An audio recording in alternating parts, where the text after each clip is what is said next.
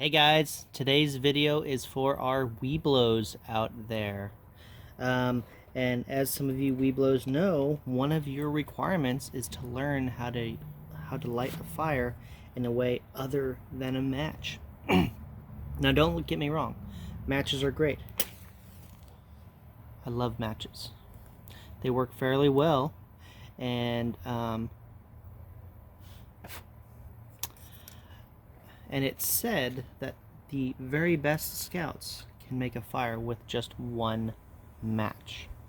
Now, I gotta be honest with you, I haven't started a fire with just a match in a long time. I've used this method that I'm going to show you today. It's my favorite method of starting a fire. Um, I think it's superior to using a match, and it's something I always carry with me no matter when I'm hiking or camping or doing anything outdoors away from home, because you never know when you're going to be put in a situation where you're going to have to, have a fire going. So today we're going to be talking about this little doohickey right here. And how many of you guys know what this is? You can buy these in Walmart. You can buy them in the Scout Shop. You can buy them pretty much wherever camping supplies are sold. This is called a ferro rod, and basically what it does is it throws sparks. I'm sure you guys have seen one of these on TV. Maybe your dad or your mom has one. Maybe your brother, who's an older scout or something like that, has one. And usually they're a lot smaller.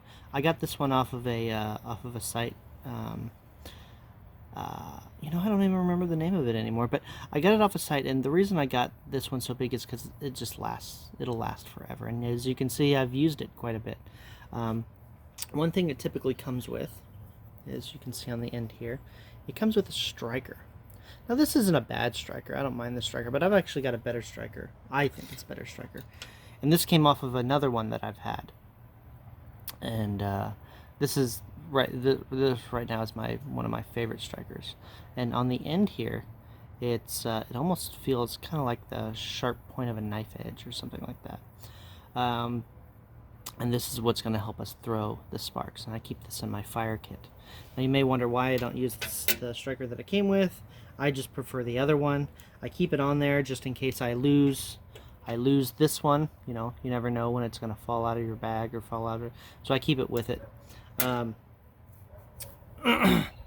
And one of my favorite things to use to start a fire is going to be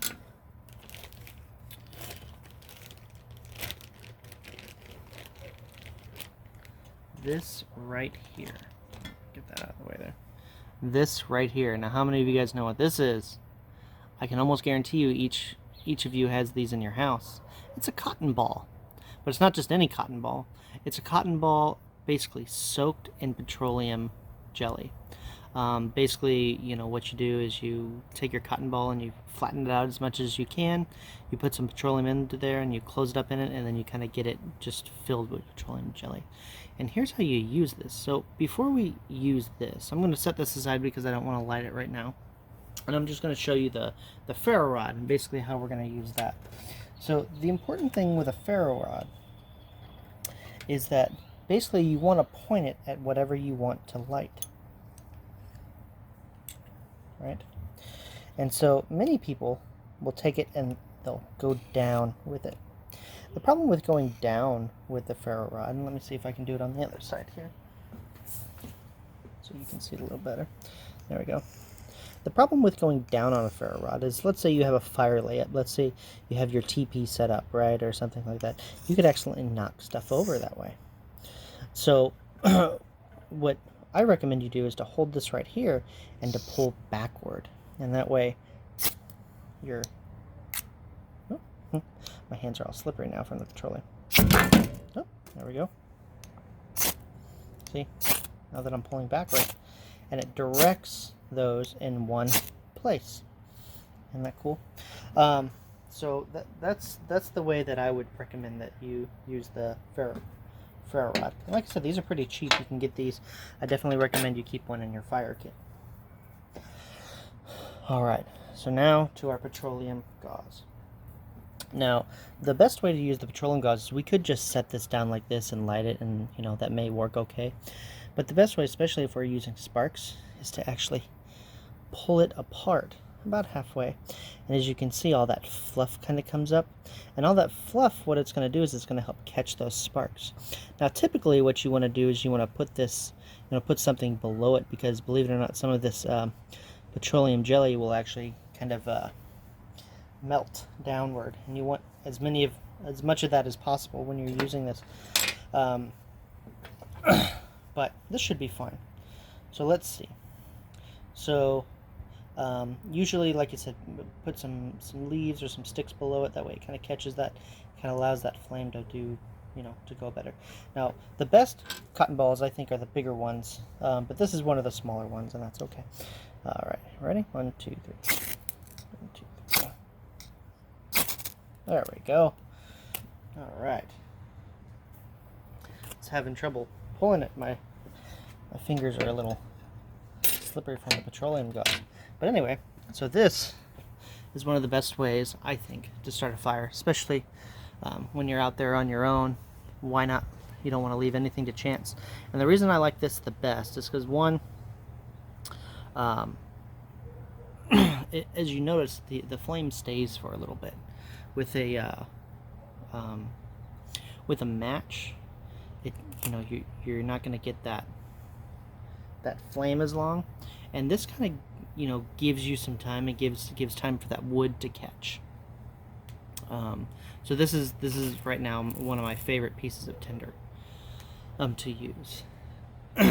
Because a lot of the state parks and all that doesn't allow us to pick up wood, stuff like that, use juniper bark, all that. This is one of your best next best alternatives, I think. But if you go to a place where you can get some natural tinder, like some juniper bark or something like that, highly recommended.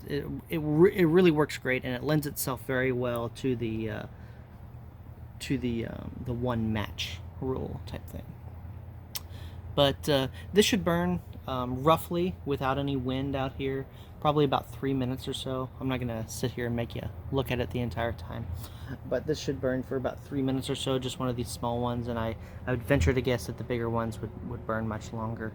But again, if it's windy or if it's wet or anything like that, you may have less time, so just kind of keep that in mind. I keep a bag of these.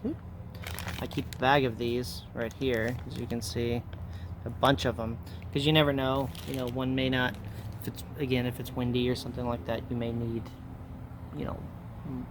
more than one.